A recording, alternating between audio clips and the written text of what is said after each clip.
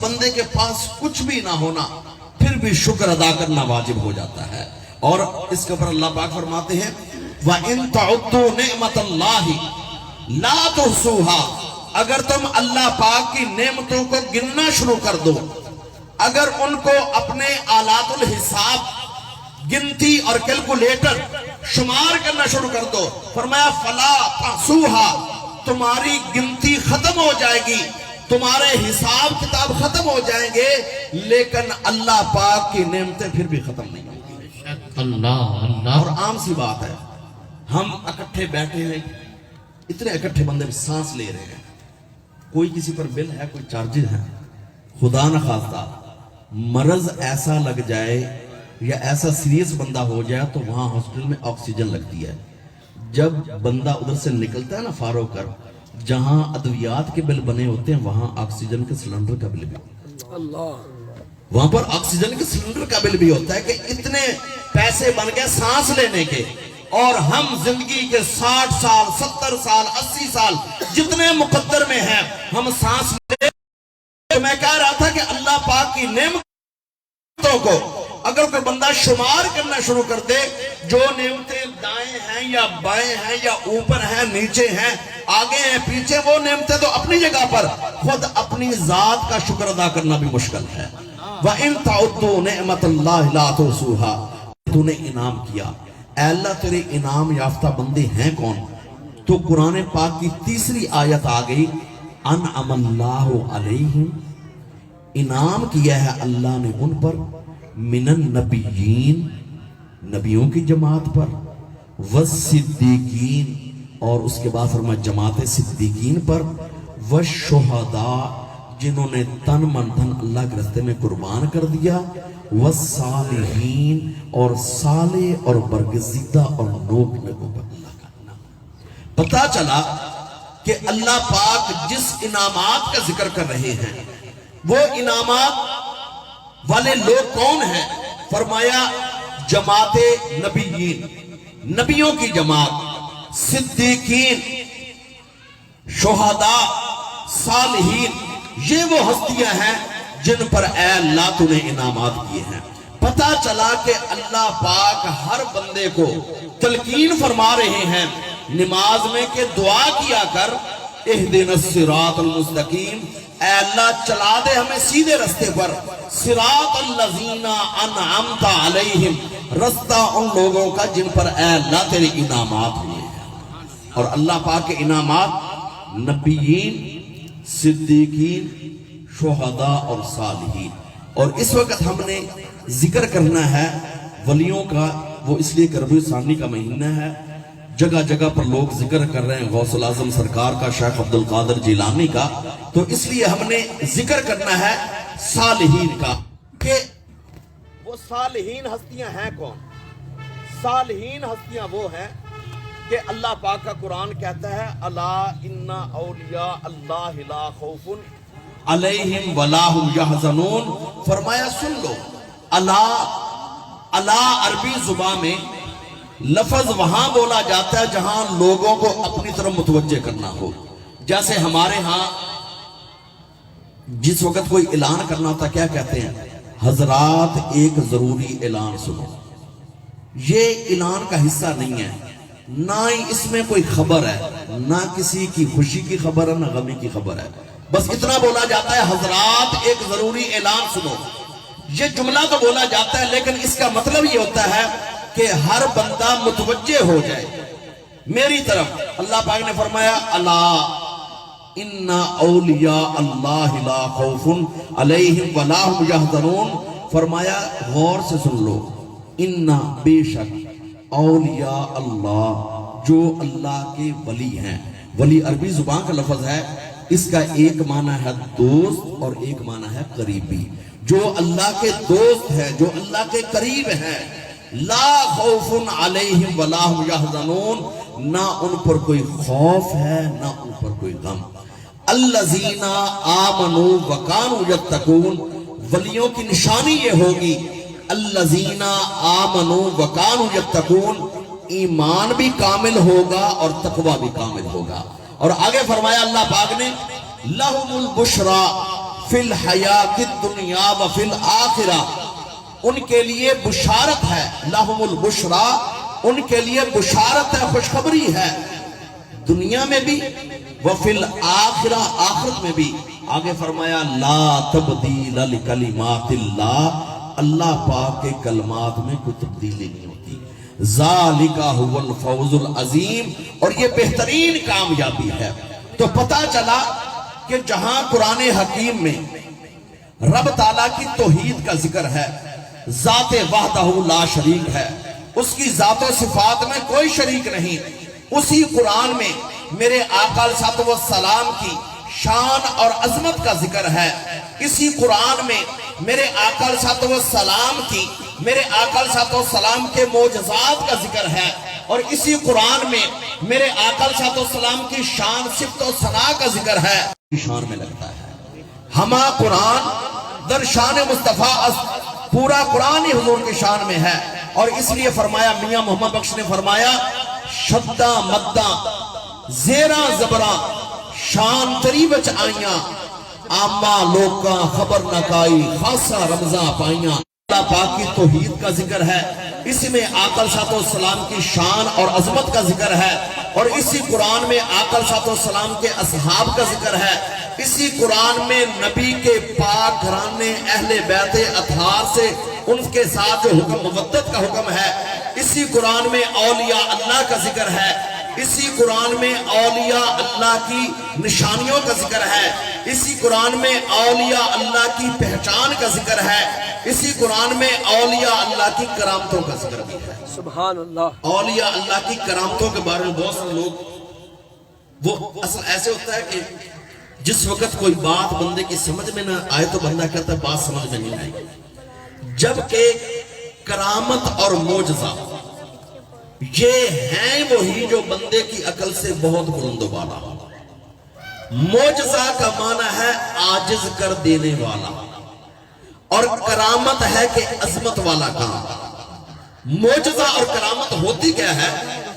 اللہ جب اپنے نبیوں میں سے کسی نبی کے ہاتھ سے ایسا کام کروا دے کہ ساری خدائی بھی اکٹھی ہو کر ایسا کام کرنا چاہے یا اس کا جواب دینا چاہے، وہ کام نہ ہو سکے، اس کو معجزہ کہا جاتا ہے۔ لیکن اگر غیر نبی، کیونکہ نبوت کا سلسلہ تو بند ہو گیا ہے، نبیوں کے بعد جو صالحین لوگ ہیں، نیک لوگ ہیں، ان کے ہاتھوں سے یا ان کی زبان کے بول کی وجہ سے ایسا کام ہو جائے کہ جو عقل انسانی سے بہت بلند و بالا ہو، اس کو کرامت کہا جاتا ہے۔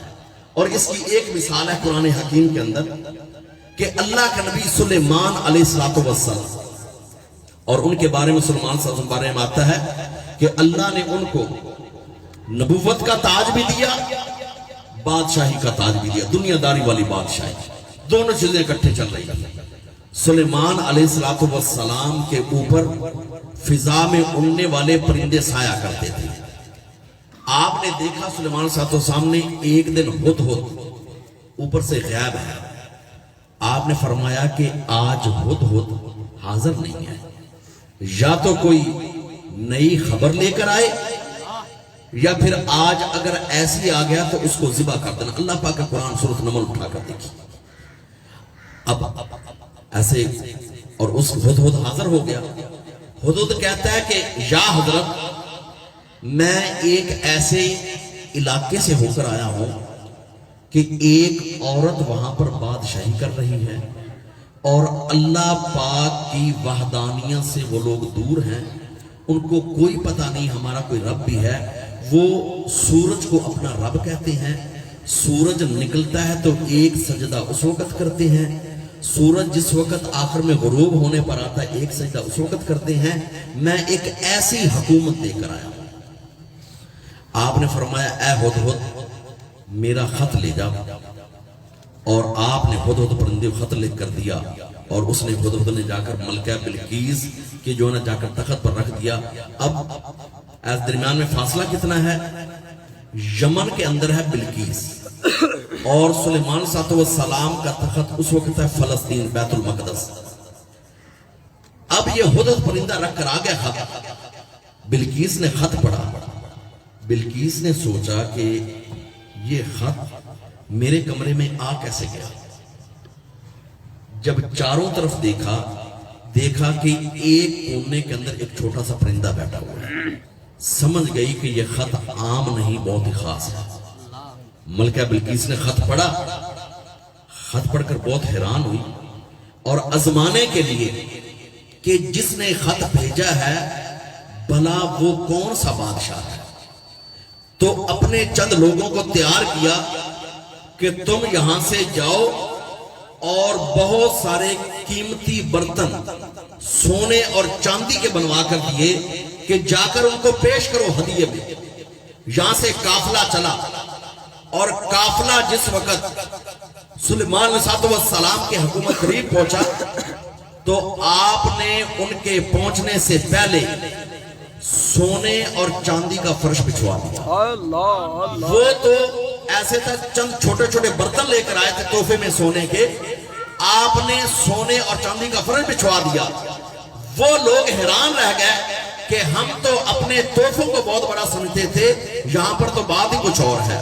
تو آپ نے ان کی جو خاطر تواضع کی، کھانا کھلایا، لیکن ان کے تحفے قبول نہ کی. وہ سونے چاندی کو واپس چلے گئے. بلقیس نے ارادہ کیا کہ میں خود اور میرے ساتھ فوج کی خاص کمانڈ وہ چلے. تو اس کے بعد وہ ملکہ بلقیس چلی ادھر سے فلسطین کے قریب آئی. جس وقت سلیمان علیہ السلام اپنی خاص مجلس میں بیٹھے اور مجلس میں انسان بھی بیٹھے ہیں، جنات بھی بیٹھے ہیں.